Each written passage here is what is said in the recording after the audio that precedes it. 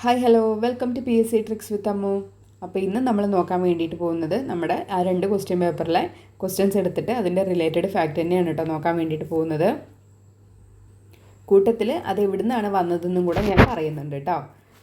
ഇതിൽ നോക്കൂ, ഒരു ക്വസ്റ്റ്യൻ നോക്കാം. എ പട്ടികയിൽ നിന്ന് ബി പട്ടികയുമായി യോജിപ്പിച്ച് ശരിയായ ഉത്തരം കണ്ടെത്താനാണ് പറഞ്ഞിരിക്കുന്നത്. ആമാശയം, വായ, പാൻക്രിയാസ്, കരള്, പിത്തരസം, pepsin, trypsin, salivary, amylase. Option C ആണ് ഇതിൽ ആൻസർ ആയിട്ട് വരുന്നത്. ആമാശയം ഏതാണ്? പെപ്സിനാണ്. ആമാശയം പെപ്സിൻ. വായ സലൈവറി അമിലേസ് ആണ്. പാൻക്രിയാസ് ട്രിപ്സിനാണ്. കരള് പിത്തരസമാണ്. നമുക്കിത് എവിടുന്ന വന്നത് നോക്കിയാലോ. നമ്മുടെ 9ാം ക്ലാസ്സിലെ സെക്കൻഡ് ചാപ്റ്റർ ആയിട്ടുള്ള ദഹനവും പോഷക സംവഹനവും എന്ന് പറഞ്ഞിട്ടുള്ള ചാപ്റ്ററിൽ നിന്നാണ് വന്നിരിക്കുന്നത് കേട്ടോ. ഈ ഒരു ക്വസ്റ്റ്യൻ വന്നിരിക്കുന്നത് ഇതിൽ കണ്ടോ, ഡീറ്റെയിൽ ആയിട്ട് കൊടുത്തിട്ടുണ്ട്. വായ നോക്കൂ, ഉമിനീർ ഗ്രന്ഥി ഉൽപ്പാദിപ്പിക്കുന്ന ഉമിനീരിലെ സലൈവറി അമിലേസിന്റെ സഹായത്തോടെ അന്നജത്തിന്റെ ദഹനം ആരംഭിക്കുന്നത് എവിടെ നിന്നാണ്? വായിൽ നിന്നാണ്. സലൈവറി അമിലേസിന്റെ സഹായത്തോടെയാണ് അന്നജത്തിന്റെ ദഹനം വായിൽ വെച്ചിട്ട് ആരംഭിക്കുന്നത്. അടുത്തത് നോക്കൂ, അന്നനാളം.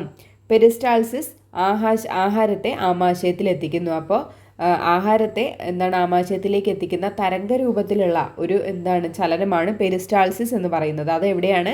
അന്നനാളത്തിലാണ്. അടുത്ത നോക്കൂ, ആമാശയ ഗ്രന്ഥികൾ ഉൽപ്പാദിപ്പിക്കുന്ന ആമാശയ രസത്തിലെ ഹൈഡ്രോക്ലോറിക് ആസിഡ് ആഹാരത്തിലെ രോഗാണുക്കളെ നശിപ്പിക്കുന്നു, pH ക്രമീകരിക്കുന്നു. ഇതിലെ എൻസൈമുകളായിട്ടുള്ള പെപ്സിൻ പ്രോട്ടീനുകളെ ഭാഗികമായി ദഹിപ്പിക്കുന്നു. അപ്പോൾ ആമാശയത്തിലെ എൻസൈമായിട്ടുള്ള പെപ്സിനാണ് പ്രോട്ടീനുകളെ ഭാഗികമായിട്ട് ദഹിപ്പിക്കുന്നത്. ലിപ്പേസുകൾ എന്ത് ചെയ്യുന്നു? കൊഴുപ്പിൻ്റെ ദഹനത്തെ സഹായിക്കുന്നു. ശ്ലേഷ്മം ദഹനരഹസ്യങ്ങളുടെ പ്രവർത്തനത്തിൽ നിന്ന് ആമാശയ ഭിത്തിയെ സംരക്ഷിക്കുന്നു. അപ്പോൾ ഇത്രയുമാണ് ആമാശയത്തിൽ നടക്കുന്നത്. എന്താണ് പറഞ്ഞത്? ആമാശയ ഗ്രന്ഥി ഉൽപ്പാദിപ്പിക്കുന്ന ആമാശയ രസത്തിലെ ഹൈഡ്രോക്ലോറിക് ആസിഡ് എന്താണ് ചെയ്യുന്നത്? ആഹാരത്തിലെ രോഗാണുക്കളെ നശിപ്പിക്കുകയും pH ക്രമീകരിക്കുകയും ചെയ്യുന്നു. ഇനി അതിലെ എൻസൈമായിട്ടുള്ള പെപ്സിൻ എന്താണ് ചെയ്യുന്നത്? പ്രോട്ടീനുകളെ ഭാഗികമായിട്ട് ദഹിപ്പിക്കുന്നു. ലിപ്പേസുകളാണെങ്കിൽ എന്താണ് ചെയ്യുന്നത്? കൊഴുപ്പിൻ്റെ ദഹനത്തെ സഹായിക്കുകയാണ് ചെയ്യുന്നത്. ശ്ലേഷ്മമാണെങ്കിൽ എന്ത് ചെയ്യുന്നു? ദഹനരസങ്ങളുടെ പ്രവർത്തനത്തിൽ നിന്ന് ആമാശയ ഭിത്തിയെ സംരക്ഷിക്കുന്നു. ചെറുകുടൽ നോക്കൂ, കരൾ, പാൻക്രിയാസ് എന്നിവ ഉൽപ്പാദിപ്പിക്കുന്ന ദഹനരസങ്ങൾ ചെറുകുടലിലെത്തി ദഹനത്തെ സഹായിക്കുന്നു. അപ്പോൾ കരളും പാൻക്രിയാസും ഉൽപ്പാദിപ്പിക്കുന്ന ദഹനരസങ്ങൾ ചെറുകുടലിലെത്തിയിട്ട് എന്ത് ചെയ്യാണ്? ദഹനത്തെ സഹായിക്കുന്നു. ചെറുകുടൽ ഉൽപ്പാദിപ്പിക്കുന്ന ഇൻറ്റസ്റ്റൈനൽ ജ്യൂസിലെ വിവിധ സങ്കീർണ കാർബോഹൈഡ്രേറ്റുകളെ ലഘുഘടകങ്ങളായ ഗ്ലൂക്കോസ്, ഫ്രക്ടോസ്, ഗാലക്ടോസ് എന്നിവയാക്കിയിട്ട് മാറ്റുന്നു. അപ്പോൾ നമ്മളുടെ ചെറുകുടലിലെത്തുന്ന സങ്കീർണമായിട്ടുള്ള കാർബോഹൈഡ്രേറ്റുകളെ ലഘുഘടകങ്ങളായിട്ടുള്ള ഗ്ലൂക്കോസും ഫ്രക്ടോസും ഗാലക്ടോസും ആക്കുന്നത് ആരാണ്? ഇൻറ്റസ്റ്റൈനൽ ജ്യൂസിലെ വിവിധ കാർബോഹൈഡ്രേറ്റ്സുകളാണ്. പിന്നീട് എന്താണ് നടക്കുന്നത്? പ്രോട്ടിയേസുകൾ പ്രോട്ടീനുകളെ അമിനോ ആസിഡുകളാക്കുന്നു. പ്രോട്ടിയേസുകൾ എന്ത് ചെയ്യുന്നു? പ്രോട്ടീനുകളെ അമിനോ ആസിഡ്സ് ആക്കുന്നു. ലഘുപോഷകഘടകങ്ങൾ, ജലം, വിറ്റാമിനുകൾ, ധാതുക്കൾ എന്നിവയുടെ ആഗിരണം മുഖ്യമായും എവിടെ വെച്ചിട്ടാണ് നടക്കുന്നത്? ചെറുകുടലിൽ വെച്ചിട്ടാണ് നടക്കുന്നത്. വന്നിട്ടുള്ള ക്വസ്റ്റ്യൻ ആണ് കേട്ടോ. ലഘുപോഷക ഘടകങ്ങൾ, ജലം, വിറ്റാമിനുകൾ, ധാതുക്കൾ എന്നിവയുടെ ആഗിരണം എവിടെ വെച്ച് നടക്കുന്നു? ചെറുകുടലിൽ വെച്ചിട്ടാണ് നടക്കുന്നത്. കാർബോഹൈഡ്രേറ്റ്സുകൾ അവിടെ ലഘുഘടകങ്ങളാക്കിയിട്ട് എങ്ങനെയാണ് മാറ്റുന്നത്? ഗ്ലൂക്കോസും ഫ്രക്ടോസും ഗാലക്ടോസും ആക്കിയിട്ട് മാറ്റുന്നുണ്ട് അല്ലേ? എന്താണ് മാറ്റുന്നത്? നമ്മുടെ ഇൻറ്റസ്റ്റൈനൽ ജ്യൂസിലെ വിവിധ കാർബോഹൈഡ്രേറ്റ്സുകളാണ് എന്ത് ചെയ്യുന്നത്? ലഘുഘടകങ്ങളാക്കിയിട്ട് അവയെ മാറ്റുന്നത്. ശേഷം എന്ത് ചെയ്യുന്നു? പ്രോട്ടിയേസുകൾ എന്താണ് ചെയ്യുന്നത്? ആ പ്രോട്ടീനുകളെ വീണ്ടും അമിനോ ആസിഡുകളാക്കി മാറ്റുന്നു. അതിൽ നിന്നാണ് ലഘുപോഷകഘടകങ്ങൾ, ജലം, വിറ്റാമിനുകൾ, ധാതുക്കൾ എന്നിവയുടെ ആഗിരണം അവിടെ വെച്ചിട്ട് ചെറുകുടലിൽ വെച്ചിട്ട് നടക്കുന്നത്. ഓക്കെ അല്ലേ? കരൾ ഏത് രസമാണ് ഉൽപ്പാദിപ്പിക്കുന്നത്? പിത്തരസം. കരൾ ഉൽപ്പാദിപ്പിക്കുന്നത് എന്താണ്? പിത്തരസം. പിത്തരസം ഉൽപ്പാദിപ്പിച്ച് പിത്താശയത്തിൽ സംഭരിക്കുന്നു. എവിടെ തന്നെയാണ് സംഭരിക്കുന്നത്? പിത്താശയത്തിലാണ് സംഭരിക്കുന്നത്. പിത്തരസത്തിൽ എൻസൈമുകളില്ല. ഇമ്പോർട്ടൻ്റ് ആണ്. പിത്തരസത്തിൽ എന്തില്ല? എൻസൈമുകളില്ല. ഇത് പക്വാശയത്തിലെത്തി കൊഴുപ്പിനെ ചെറുകണികകളാക്കുകയും pH ക്രമീകരിക്കുകയാണ് ചെയ്യുന്നത്. അപ്പോൾ പക്വാശയത്തിലെത്തിയിട്ട് കൊഴുപ്പിനെ ചെറുകണികകളാക്കുന്നത് ആരാണ്? കരളിലെ പിത്തരസമാണ്. കൂടാതെ എന്ത് ചെയ്യുന്നുണ്ട്? pH ക്രമീകരിക്കുകയും ചെയ്യുന്നുണ്ട്.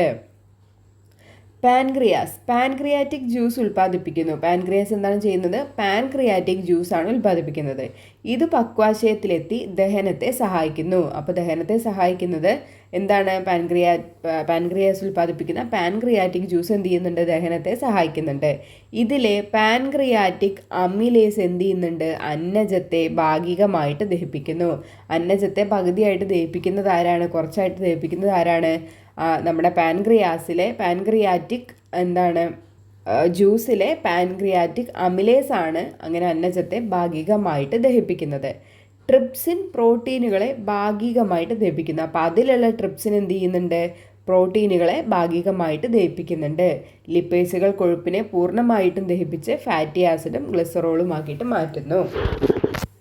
അപ്പോൾ കൊഴുപ്പിനെ പൂർണ്ണമായിട്ടും ദഹിപ്പിച്ചിട്ട് ഫാറ്റി ആസിഡും ഗ്ലിസറോളും ആക്കി മാറ്റുന്ന എൻസൈം ഏതാണെന്ന് ചോദിച്ചാൽ അതേതാണ്? ലിപ്പേസുകളാണ്. ലിപ്പേസുകൾ.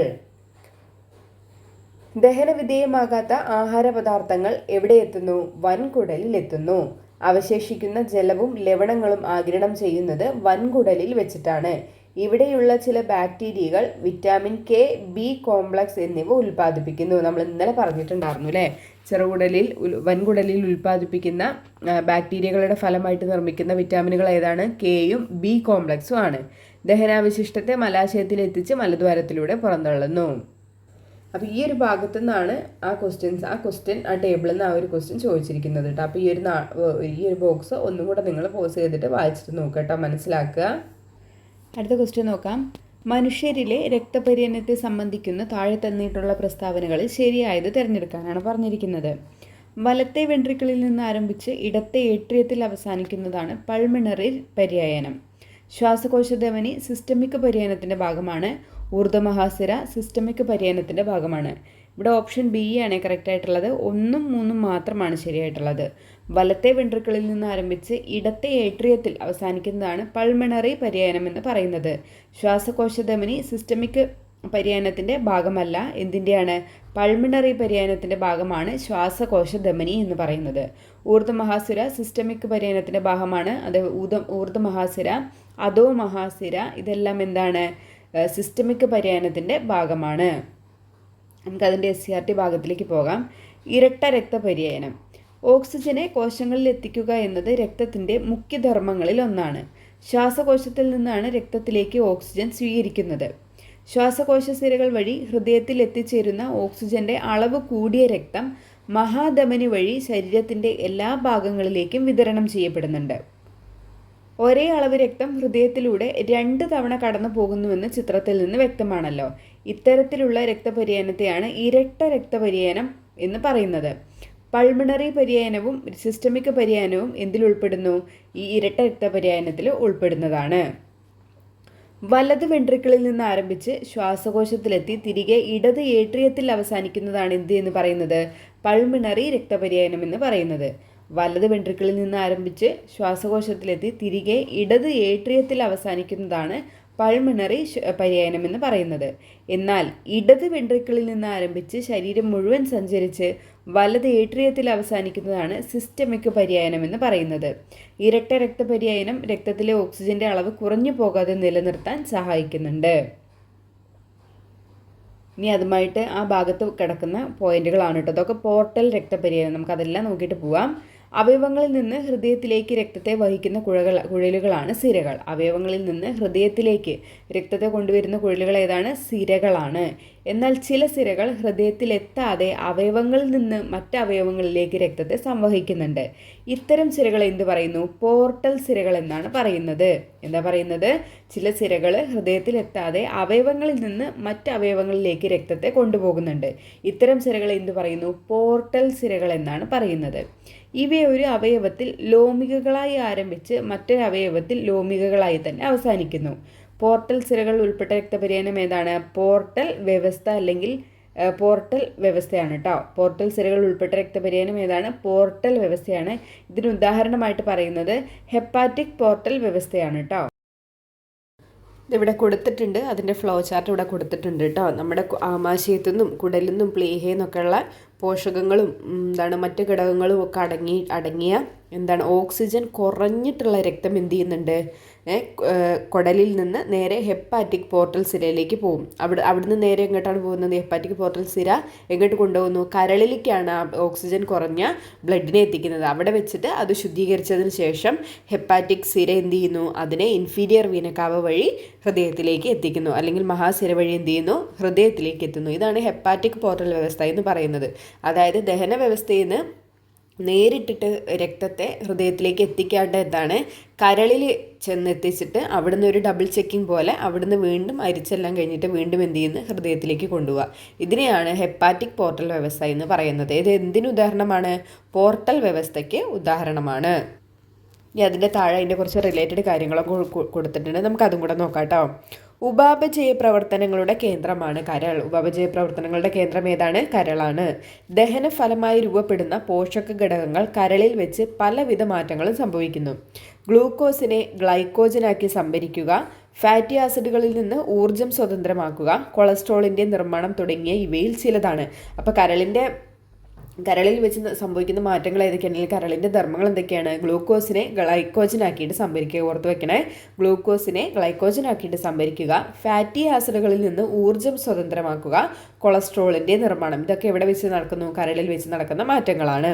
കൂടാതെ കരളിലെ പ്രത്യേക പ്രതിരോധ കോശങ്ങൾ അന്നപഥത്തിൽ നിന്ന് രക്തത്തിൽ പ്രവേശിക്കാനിടയുള്ള രോഗകാരികളായ സൂക്ഷ്മജീവികളെ നശിപ്പിക്കുന്നുമുണ്ട്. അതും കൂടെ ഓർത്തിരിക്കുക. എന്ത് ചെയ്യുന്നുണ്ട്? കരളിലെ പ്രത്യേക പ്രതിരോധ കോശങ്ങൾ നമ്മളുടെ അന്നപഥത്തിൽ നിന്ന് രക്തത്തിൽ പ്രവേശിക്കാനിടയുള്ള രോഗകാരികളായിട്ടുള്ള സൂക്ഷ്മജീവികളെ നശിപ്പിക്കുകയും ചെയ്യുന്നുണ്ട്. ചിലപ്പോൾ ഇനിയിപ്പോൾ ഇവിടുന്നായിരിക്കും അടുത്ത ക്വസ്റ്റ്യൻ വരാൻ പോകുന്നത്. ബാക്കിയും കൂടെ നോക്കാം. മനുഷ്യഹൃദയം ഒരു പമ്പ് പോലെ, മനുഷ്യഹൃദയം അതാണ് കേട്ടോ ഹെഡിങ്, മനുഷ്യഹൃദയം എന്നാണ് ഇവിടെ കൊടുത്തിരിക്കുന്നത്. അതിൻ്റെ മേലെ കുറച്ച് ഭാഗം അത് കട്ട് ചെയ്ത് പോയതാണ്. ഹൃദയം ഒരു പമ്പ് പോലെ നിരന്തരം പ്രവർത്തിക്കുന്നത് കൊണ്ടാണ് രക്തം രക്തക്കുഴലുകളിലൂടെ തുടർച്ചയായിട്ട് ഒഴുകുന്നത്. ഔരാസാശയത്തിൽ മാറലിന് പിറകിലായി 2 ശ്വാസകോശങ്ങളുടെയും നടുവിൽ ഇടതുവശത്തേക്ക് അല്പം ചെരിഞ്ഞിട്ടാണ് ഹൃദയം സ്ഥിതി ചെയ്യുന്നത്. മനുഷ്യഹൃദയത്തിന് കോണിക്കൽ ആകൃതിയാണുള്ളത്. ഒരാളുടെ ഹൃദയത്തിന് അയാളുടെ മുഷ്ടിയുടെ വലുപ്പമാണ് ഉണ്ടാവുക. ഹൃദയത്തെ ആവരണം ചെയ്ത് കാണുന്ന ഇരട്ട സ്ഥലം ഏതാണ്? പെരികാർഡിയമാണ്. ഹൃദയത്തെ ആവരണം ചെയ്ത് കാണുന്ന ഇരട്ട സ്ഥലത്തിൻ്റെ പേരെന്താണ്? പെരികാർഡിയം. ഈ സ്ഥലങ്ങൾക്കിടയിൽ പെരികാർഡിയൽ ദ്രവം നിറഞ്ഞിരിക്കുന്നു. ഹൃദയം ഇടിക്കുമ്പോൾ സ്ഥലങ്ങൾക്കിടയിൽ ഉണ്ടായേക്കാവുന്ന ഘർഷണം കുറയ്ക്കാൻ വേണ്ടിയിട്ട് എന്ത് ചെയ്യുന്നുണ്ട്? ഈ പെരികാർഡിയൽ ഹെൽപ്പ് ചെയ്യുന്നുണ്ട്. പെരികാർഡിയൽ ദ്രവം ഹെൽപ്പ് ചെയ്യുന്നുണ്ട്. ഹൃദയത്തിൻ്റെ ഒരു സവിശേഷത അത് നിരന്തരം താളാത്മകമായി മിടിച്ചുകൊണ്ടിരിക്കുന്നു എന്നതാണ്. ഹൃദയത്തിൻ്റെ സങ്കോച വികാസങ്ങൾക്ക് തുടക്കം കുറിക്കുന്നതും സ്പന്ദന നിരക്ക് നിയന്ത്രിക്കുന്നതും വലത് ഏട്രിയത്തിൻ്റെ മുകൾ ഭാഗത്തുള്ള സൈനോ ഏട്രിയൽ എന്ന ഭാഗത്തെ സവിശേഷ പേശികളാണ്. അറിഞ്ഞിരിക്കുക കേട്ടോ.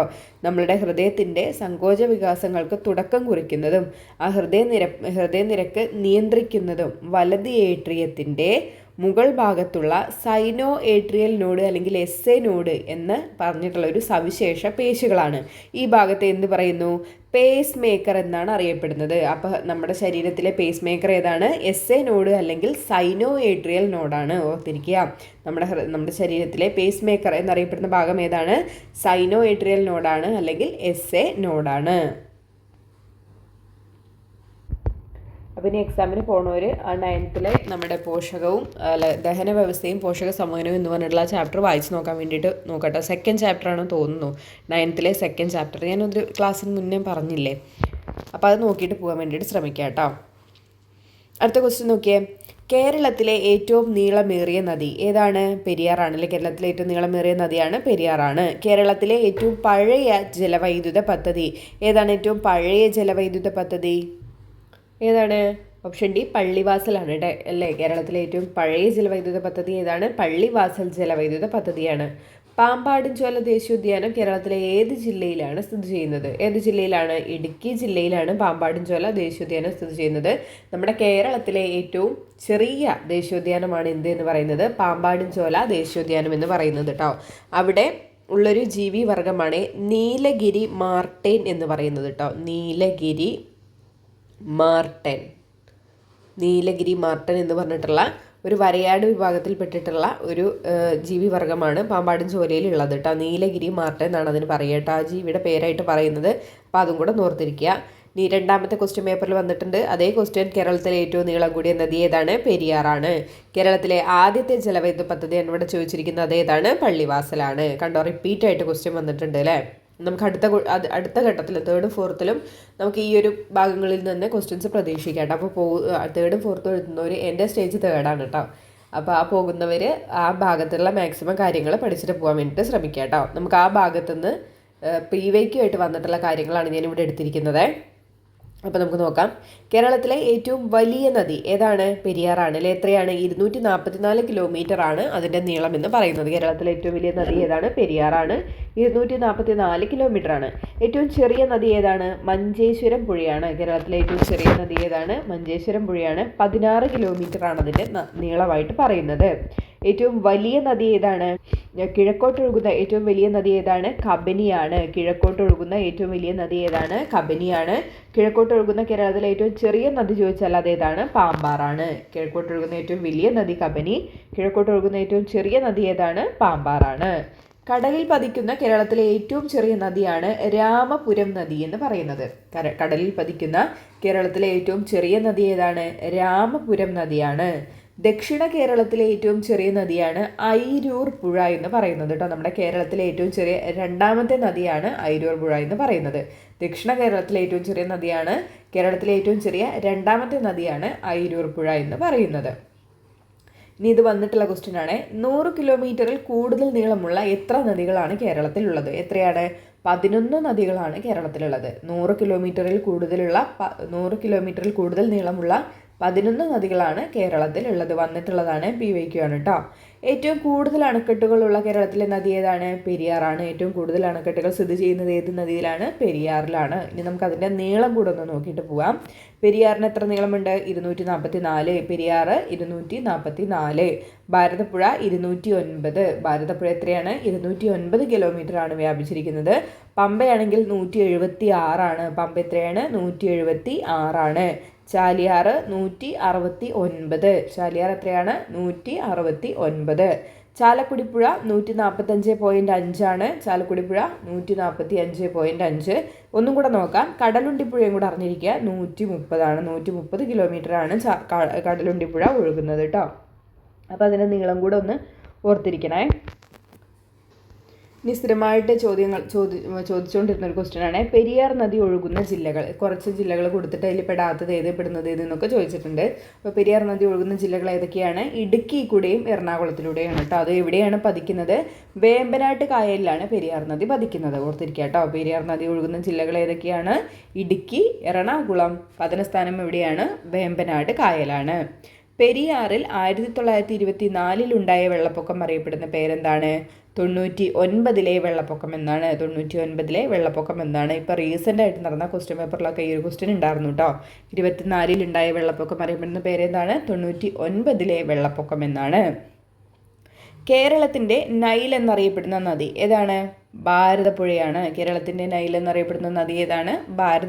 ഭാരതപ്പുഴയാണ്. നമ്മുടെ തുഞ്ചത്ത് രാമാനുജൻ എഴുത്തച്ഛൻ ശോകനാശിനി പുഴ എന്ന് വിശേഷിപ്പിച്ചത് ഏതിനെയാണ്? ഭാരതപ്പുഴേനെയാണ്. മാമാങ്കം നടന്നിരുന്ന തിരുനാവായ ഏത് നദിയുടെ തീരത്താണെന്ന് ചോദിച്ചാൽ എവിടെയാണ്? ഭാരതപ്പുഴയിലാണ്. ഇതും ചോദിച്ചിട്ടുള്ള ക്വസ്റ്റ്യൻ ആണ്. മാമാങ്കം നടന്നിരുന്ന തിരുനാവായ ഏത് നദിയുടെ തീരത്താണ് സ്ഥിതി ചെയ്യുന്നത്? ഇതിലാണ് ഭാരതപ്പുഴ നദിയുടെ തീരത്താണ് സ്ഥിതി ചെയ്യുന്നത്. മിനി പമ്പ ചോദിച്ചിട്ടുള്ളതാണ്. ഏത് നദിയുമായിട്ടാണ് ബന്ധപ്പെട്ടിരിക്കുന്നത്?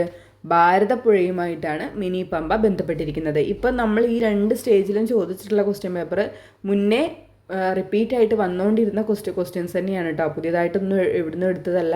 മുന്നേ ചോദിച്ചുകൊണ്ടിരുന്ന ക്വസ്റ്റ്യൻസ് തന്നെയാണ് ഇപ്പോഴും ഈ പ്രിലിംസിനൊക്കെ ചോദിച്ചുകൊണ്ടിരിക്കുന്നത്. നമ്മുടെ 2022 പ്രിലിംസിൻ്റെ ക്വസ്റ്റ്യൻ പേപ്പർ എടുത്ത് നോക്കിയാൽ കാണാം, അതിൽ ഈ ക്വസ്റ്റ്യൻസ് ഉണ്ടാവും.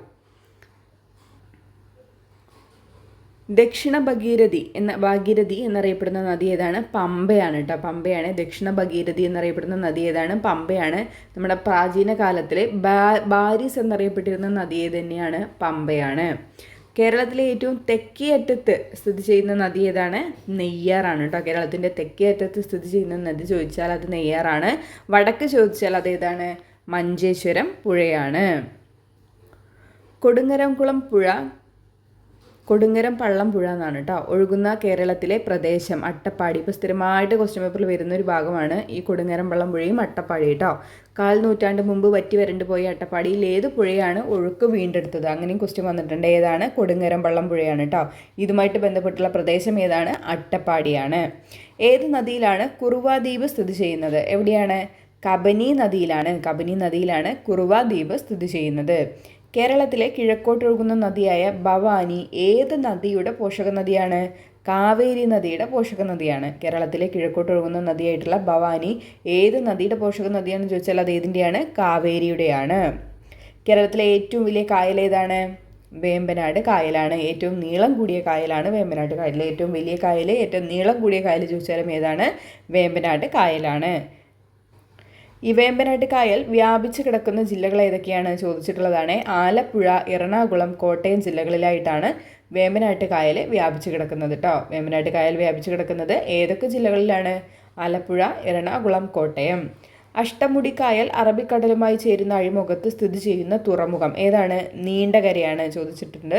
അഷ്ടമുടിക്കായൽ അറബിക്കടലുമായി ചേരുന്ന അഴിമുഖത്ത് സ്ഥിതി ചെയ്യുന്ന തുറമുഖം ഏതാണ്? നീണ്ടകര. ആശ്രാമം കായൽ എന്നറിയപ്പെടുന്ന കേരളത്തിലെ കായൽ ഏതാണ്? അഷ്ടമുടി കായലാണ്. ആശ്രാമം കായൽ എന്നറിയപ്പെടുന്ന കേരളത്തിലെ കായലാണ് അഷ്ടമുടി കായൽ. കേരളത്തിലെ ആദ്യത്തെ നീർത്തട പുനരുജ്ജീവന പദ്ധതി നടപ്പിലാക്കുന്ന കായൽ ഏതാണെന്ന് ചോദിച്ചാൽ അതേതാണ്? ആക്കുളമാണ് കേട്ടോ. 2023 വന്നിട്ടുള്ള ക്വസ്റ്റ്യൻ ആണ്. കേരളത്തിലെ ആദ്യത്തെ നീർത്തട പുനരുജ്ജീവന പദ്ധതി നടപ്പിലാക്കുന്ന കായൽ ഏതാണ്? ആക്കുളം. കേരളത്തിലെ ശുദ്ധജല തടാകം ഏതാണ്? ശാസ്താംകോട്ട കായലാണ്. കേരളത്തിലെ ശുദ്ധജല തടാകം ഏതാണ്? ശാസ്താംകോട്ട കായൽ.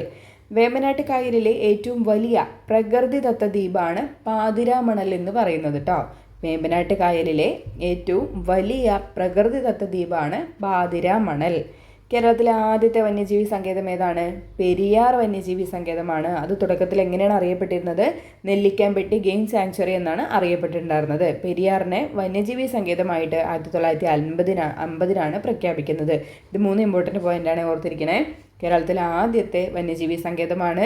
മുൻപ് എങ്ങനെയാണ് അറിയപ്പെട്ടിരുന്നത്? നെല്ലിക്കാമ്പെട്ടി ഗെയിം സാങ്ച്വറി എന്നാണ് അറിയപ്പെട്ടിരുന്നത്. അതിനെ പെരിയാറിനെ വന്യജീവി സങ്കേതമായിട്ട് 1950 എന്ത് ചെയ്യുന്നത്? പ്രഖ്യാപിക്കുന്നത്. കേരളത്തിൽ ഒരു വൃക്ഷത്തിൻ്റെ പേരിൽ അറിയപ്പെടുന്ന വന്യജീവി സംരക്ഷണ കേന്ദ്രമാണ് ചെന്തുരിണി വന്യജീവി സംരക്ഷണ കേന്ദ്രം. കേരളത്തിൽ ഒരു വൃക്ഷത്തിൻ്റെ പേരിൽ ചോദിച്ചിട്ടുള്ളതാണ് കേട്ടോ. അറിയപ്പെടുന്ന വന്യജീവി സംരക്ഷണ കേന്ദ്രം ഏതാണ്? ചെന്തുരിണിയാണ്. ചെന്തുരിണി. അവിടെ ചാമ്പൽ മലയണ്ണാനും നക്ഷത്ര ആമയും കാണപ്പെടുന്ന കേരളത്തിലെ ഏക വന്യജീവി സങ്കേതം ഏതാണ്? ചിന്നാറാണ് കേട്ടോ. ചാമ്പൽ മലയണ്ണാനും നക്ഷത്ര ആമയും കാണപ്പെടുന്ന കേരളത്തിലെ വന്യജീവി സങ്കേതം ഏതാണ്? ചിന്നാർ വന്യജീവി സങ്കേതമാണ്. ഏഷ്യയിലെ ആദ്യത്തെ ബട്ടർഫ്ലൈ സഫാരി പാർക്ക് ഏതാണ്? തെന്മലയാണ്. ഏഷ്യയിലെ ആദ്യത്തെ ബട്ടർഫ്ലൈ സവാരി പാർക്കാണ് തെന്മല എന്ന് പറയുന്നത് കേട്ടോ. സൈലന്റ് വാലി ഓഫ് കണ്ണൂർ എന്നറിയപ്പെടുന്ന വന്യജീവി സങ്കേതമാണ് ആറളം എന്ന് പറയുന്നത് കേട്ടോ. അവിടെ എന്ത് ചെയ്യുന്നുണ്ട്? ഇപ്പം അടുത്ത് പൂമ്പാറ്റകളുടെ ദേശാടനം ആദ്യമായിട്ട് നിരീക്ഷിക്കപ്പെട്ടിട്ടുണ്ട്. അപ്പോൾ കേരളത്തിൽ പൂമ്പാറ്റകളുടെ ദേശാടനം ആദ്യമായിട്ട് നിരീക്ഷിക്കപ്പെട്ട വന്യജീവി സങ്കേതം ഏതാണ്? അത് കണ്ണൂർ ജില്ലയിലെ ആറളമാണ് കേട്ടോ. ആറളമാണ്. അതെങ്ങനെ അറിയപ്പെടുന്നു? സൈലന്റ് വാലി ഓഫ് കണ്ണൂർ എന്നാണ് അറിയപ്പെടുന്നത്. കേരളത്തിലെ ആദ്യത്തെ ദേശീയോദ്യാനം ഏതാണ്? ഇരവികുളം ദേശീയോദ്യാനമാണ്. അവിടെ സംരക്ഷിക്കപ്പെടുന്ന മൃഗം ഏതാണ്? വരയാടാണ് ചോദിക്കാറുണ്ട് കേട്ടോ. വരയാടാണ്.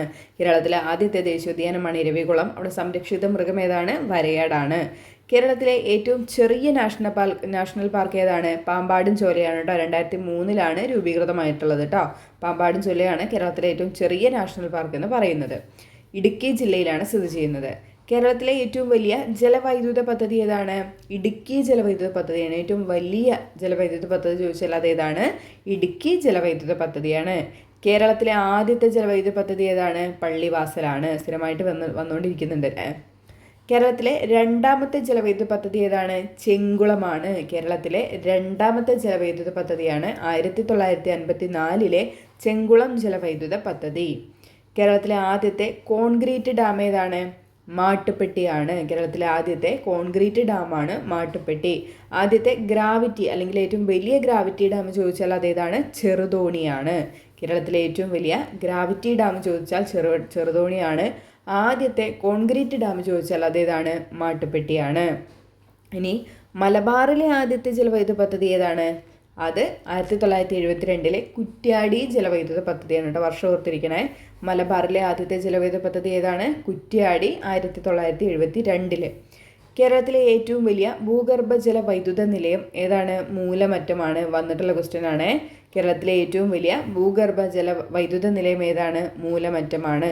അതുപോലെ തന്നെ ഉറുമി 1, ഉറുമി 2 പറഞ്ഞിട്ടുള്ള ജലവൈദ്യുത പദ്ധതികൾക്ക് സഹായം കൊടുത്തിട്ടുള്ള രാജ്യം ചോദിക്കാറുണ്ട്. ഏതാണ്? ചൈനയാണ് കേട്ടോ. ചൈനയാണ്.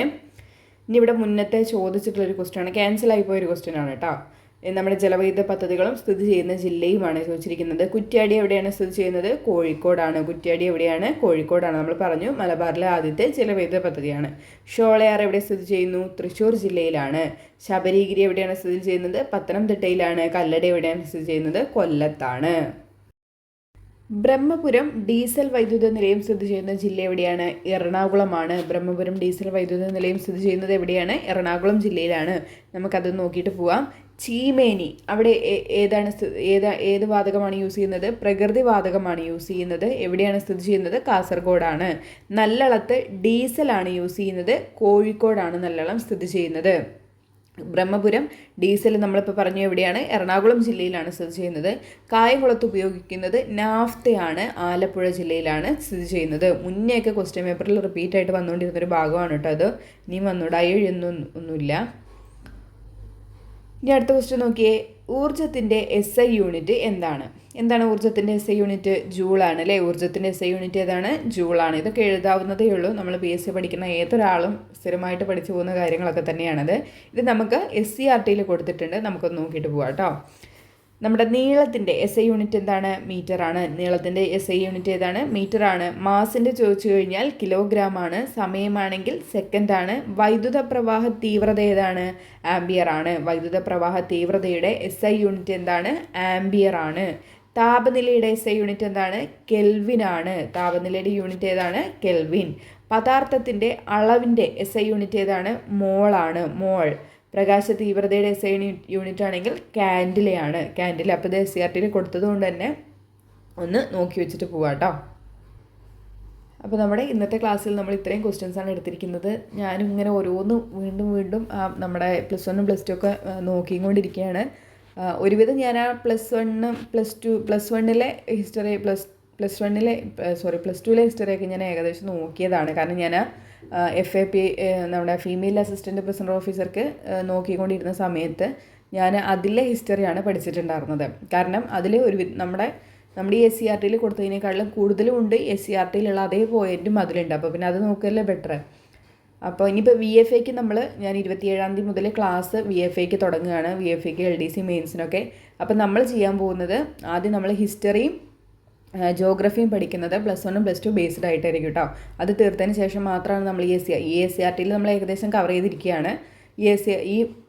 പുതിയ നമ്മുടെ 10th വരേക്കുള്ളത് നമ്മൾ 6th മുതൽ 10th വരേക്കുള്ളത് നമ്മൾ നോക്കുകയുള്ളൂ കേട്ടോ. അത് തീർത്തതിന് ശേഷം മാത്രമേ ഉള്ളൂ ഇത് നോക്കുകയുള്ളൂ. കാരണം ഇപ്പോൾ ഒരു കാര്യം ഉറപ്പായി, നമുക്ക് എന്തായാലും നല്ല സ്റ്റാൻഡേർഡ് ടൈപ്പ് ക്വസ്റ്റ്യൻസ് ആയിരിക്കും മെയിൻസിനാണെങ്കിലും ഇനിയിപ്പോൾ പ്രതീക്ഷിക്കാൻ പറ്റുള്ളൂ കേട്ടോ. കാരണം അത്രയും PSC മാറിയിട്ടുണ്ട് എന്നാണ്. പ്രിലിംസിന് ഇങ്ങനത്തെ ക്വസ്റ്റ്യൻ ചോദിക്കണം എന്നുണ്ടെങ്കിൽ ഇപ്പോൾ മെയിൻസിന് എന്തായാലും അത്യാവശ്യം നല്ല രീതിയിലുള്ള ക്വസ്റ്റ്യൻസൊക്കെ നമുക്കിപ്പോൾ ഒരുപാട് ക്വസ്റ്റ്യൻ പേപ്പർ നമ്മൾ ചെയ്തു, അതിലൊക്കെ കണ്ടതാണ്. ഒരുപാട് പുതിയ ക്വസ്റ്റ്യൻസും ഒരുപാട് പുതിയ ക്വസ്റ്റ്യൻ പാറ്റേണൊക്കെ അതിലുണ്ട്. ഈ ഒരു ട്രെൻഡ് മനസ്സിലാക്കിയിട്ട് പഠിക്കുകയാണെന്നുണ്ടെങ്കിൽ നമുക്ക് ക്യാച്ച് ചെയ്യാവുന്നതേ ഉള്ളൂ കേട്ടോ. ഒരുപാട് ആളുകൾ പറയുന്നുണ്ട് ബുദ്ധിമുട്ടാണ്, ഇങ്ങനെയൊക്കെ ചോദിച്ചു കഷ്ടമാണെന്നൊക്കെ പറയുന്നുണ്ട്. പക്ഷേ ഇപ്പോഴും നമ്മൾ PSC പഠിക്കുന്ന ഒരാൾ എന്ത് ചെയ്യണം? നമുക്ക് നല്ല റാങ്ക് വേണമെന്നുണ്ടെങ്കിൽ നമ്മളെപ്പോഴും PYക്ക് വർക്കൗട്ട് ചെയ്യണം.